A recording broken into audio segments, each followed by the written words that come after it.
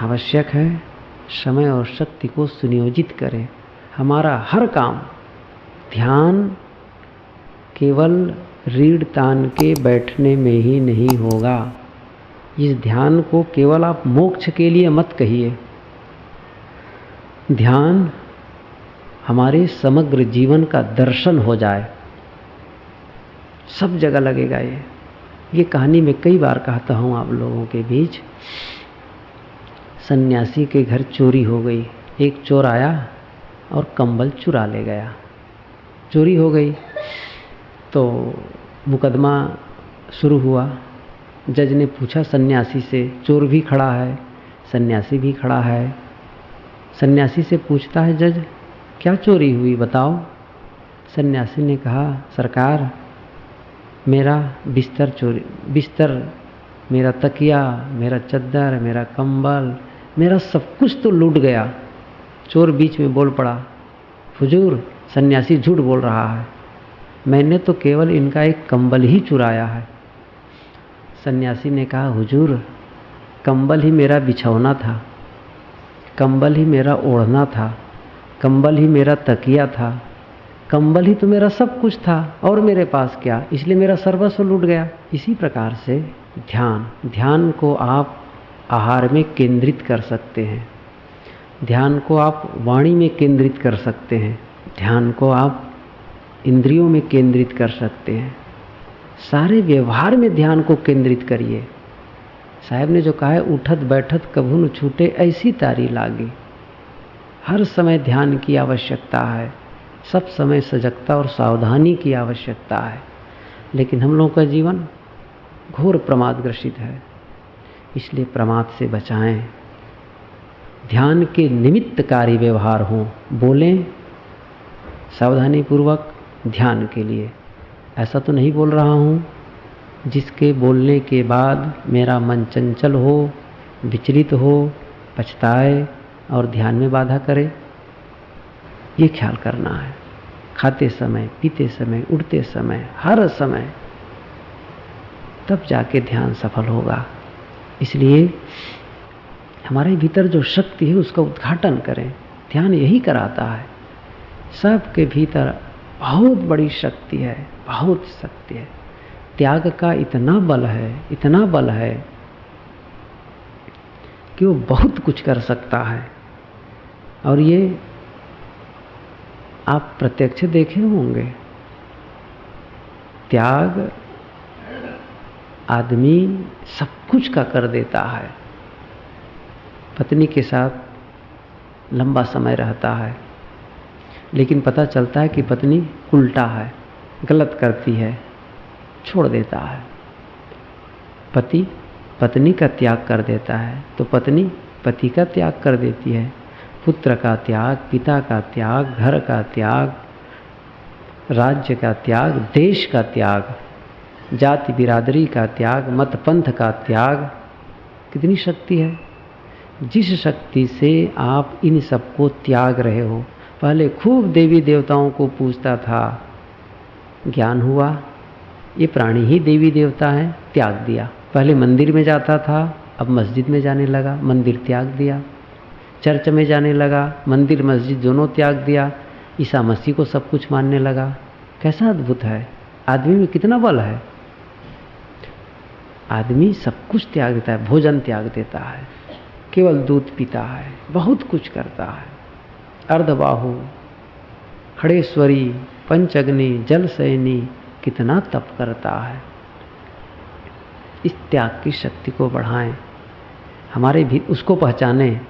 आदमी शरीर भी त्याग देता है। जब बहुत ऊब जाता है तो रेलवे लाइन में ले जाता है, या फिर कहीं नदी में कूद जाता है, या पंखे में लटक जाता है, या जहर खा लेता है, या आग लगा लेता है। कितनी त्याग की शक्ति है। यदि उस त्याग की शक्ति का सही दिशा में उपयोग नहीं करेंगे तो फिर वह शक्ति का उपयोग न करने से, प्रकृति का नियम है, जिस चीज़ का उपयोग नहीं करने पर वो निष्क्रिय हो जाता है। आप ख्याल करें, आप भोजन करते हैं तो चबाते हैं और केवल एक साइड लगातार चबाते जाएं दूसरे तरफ के डाढ़ का उपयोग न करें तो वो निकम्मा हो जाएगा।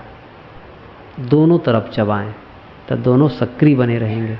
एक हाथ है जिससे कोई काम न लें, शांत रहने दें, हाथ सूख जाएगा।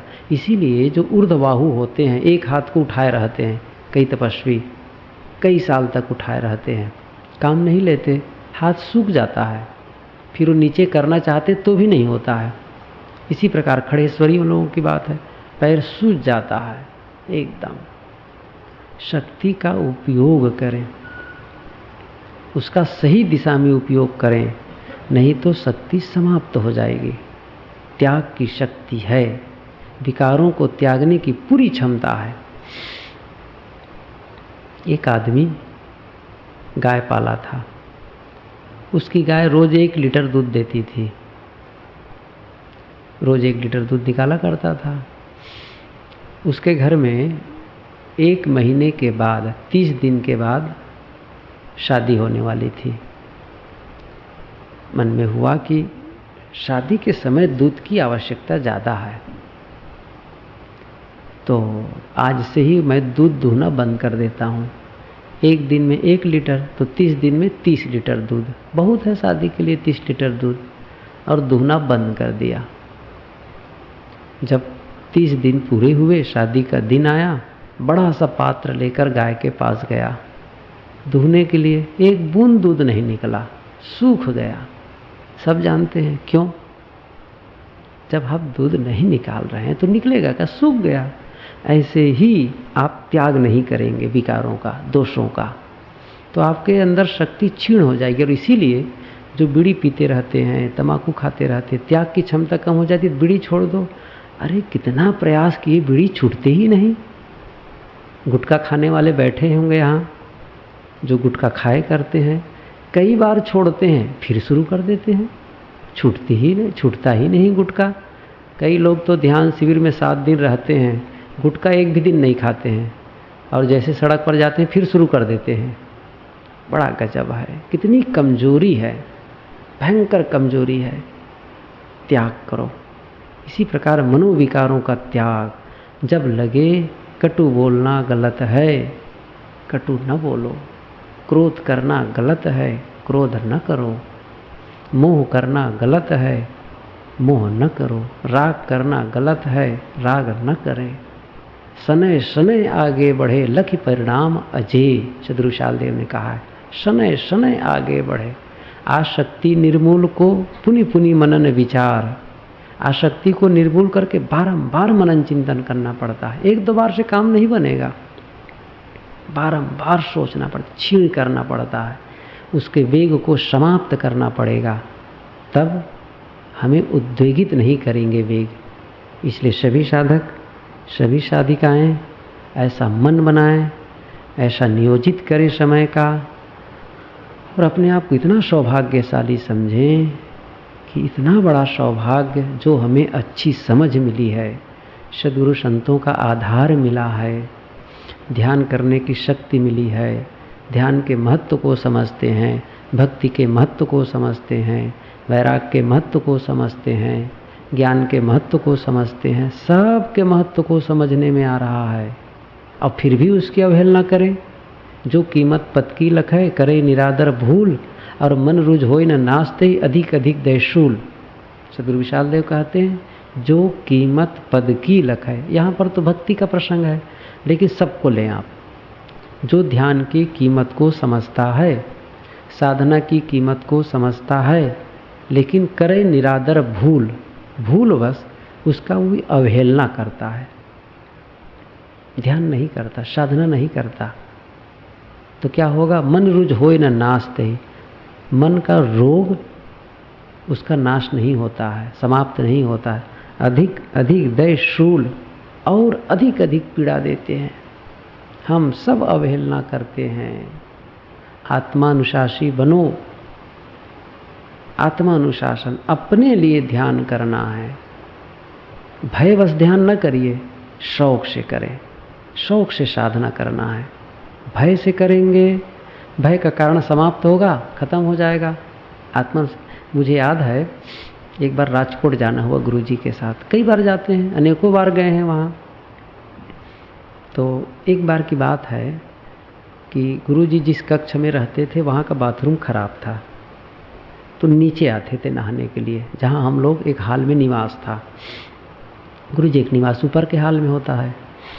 तो सुबह सुबह का समय गुरुजी घूम करके आए और सब अधिकतम साधु नहा चुके थे। तो कोई कुछ कर रहा है, कोई कुछ लोग ध्यान में बैठे, कुछ लोग कुछ किए हैं। अब गुरुजी की खड़ाऊ की आवाज़ आई कि ऊपर से उतर रहे हैं। तो दो साधु अपने ही समाज के थे लेकिन अलग थलग रहते हैं, तो वो दोनों चट से ध्यान में बैठ गए। क्षमा करें, ये आलोचना की बात नहीं कहता हूँ, आत्मानुशासन की बात कह रहा हूँ कि कैसे हम भूल जाते हैं। तो बस अब ध्यान में बैठ गए। गुरुजी आए और नहाए धोए या कुछ किए और चल दिए। जब चल दिए गुरुजी, उसके बाद फिर दोनों पैर पसार के सो गए।